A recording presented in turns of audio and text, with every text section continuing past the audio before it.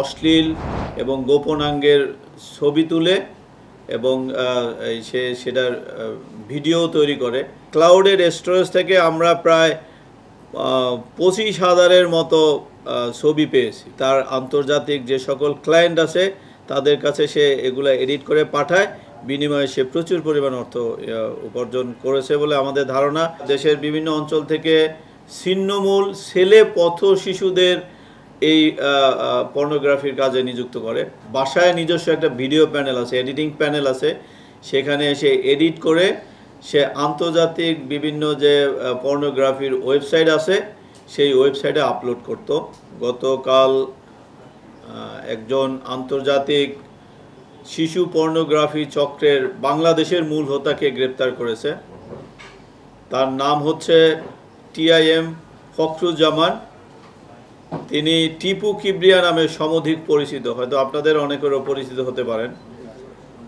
এক সময় সে একটি সেবা প্রকাশনীর একটি পত্রিকার সহকারী সম্পাদকের কাজও করেছেন, দায়িত্ব পালন করেছেন। সেটা অনেক আগে। একজন শিক্ষিত ব্যক্তি, কিন্তু একজন শিক্ষিত ব্যক্তির আড়ালে তার এই জঘন্যতম রূপ সর্বপ্রথম আমাদের পুলিশের সামনে উন্মোচিত হয় 2014 সালে। 2014 সালেও তাকে একই অপরাধে গ্রেপ্তার করা হয়েছিল, কিন্তু জামিনে বের হওয়ার পরে সে এই ঘৃণ্যতম পেশায় আবার সে নিজেকে জড়ায় এবং আমাদের এই টিমটা তাকে অনেক দিন যাবৎ ফলো করছিল। এবং তার মডাস অপারেন্ডি হচ্ছে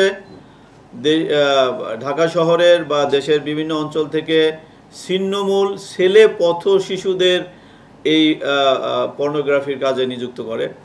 সে অর্থের প্রলোভন দেখিয়ে ঢাকা শহরের গুলিস্তান, রমনা পার্ক, সোহরাওয়ার্দী উদ্যান বা আশপাশ এলাকায় যে সকল স্থানে ছেলে শিশুদের সামান্য অর্থের প্রলোভন দেখিয়ে সে তার বাসায় নিয়ে গিয়ে তাদের নানা রকমের অশ্লীল এবং গোপনাঙ্গের ছবি তুলে এবং সেটার ভিডিও তৈরি করে। শুধু তার বাসায় না, তাদের আন্তর্জাতিক ক্লায়েন্ট আছে, বিশ্বের বিভিন্ন দেশে তার যে ক্লায়েন্ট আছে তাদের চাহিদা মাফিক সে বিভিন্ন বন জঙ্গলে গিয়েও সে এরকম ছেলেদের নিয়ে গিয়ে, মাইনর ছেলেদের নিয়ে গিয়ে সেখানে সে ঝোপের মধ্যে ছবি তুলে, ঝোপের মধ্যে সে ভিডিও করে।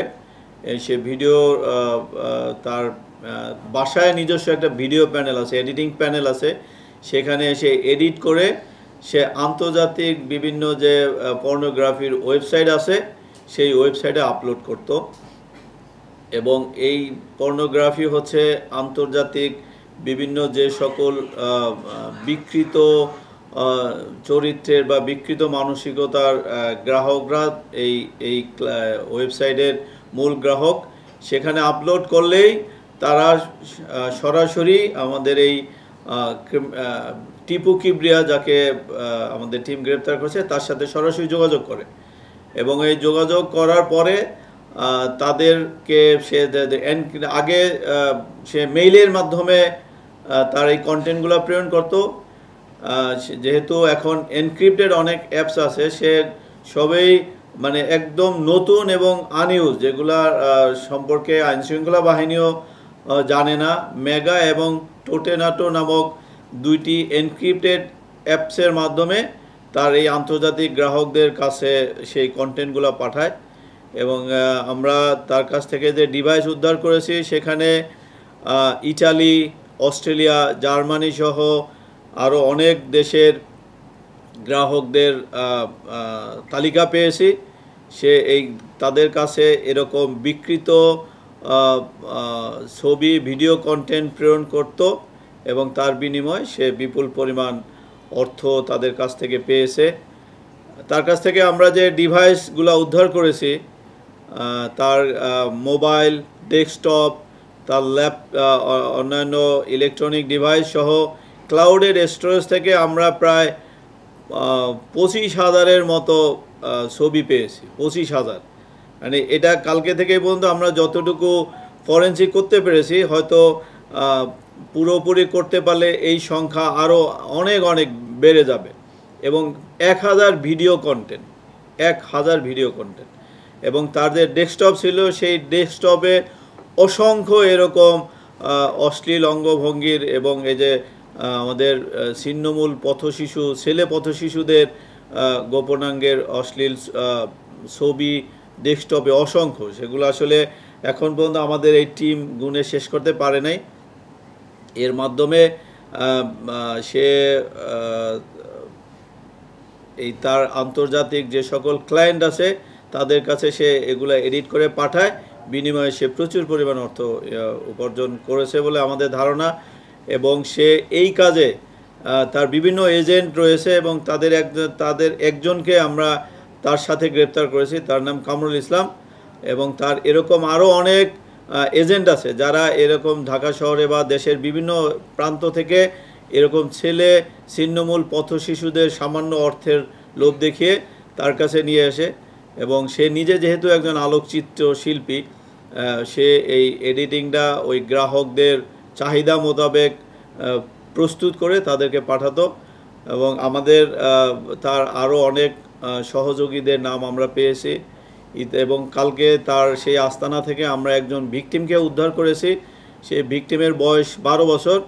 তাকে আমরা তার পরিবারের জিম্মায় অলরেডি দিয়ে দিয়েছি। এরকম বেশ কিছু ভিকটিমকে আমরা ইতিমধ্যেই শনাক্ত করতে সক্ষম হয়েছি।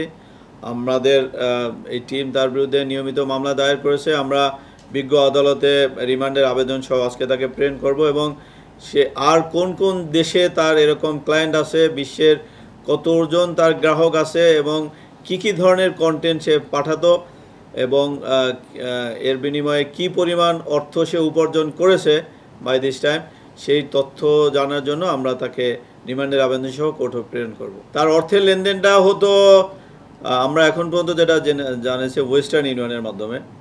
আরও কিছু MFSও সে ব্যবহার করত, সেটার আমরা জিজ্ঞাসাবাদ অব্যাহত রাখছি।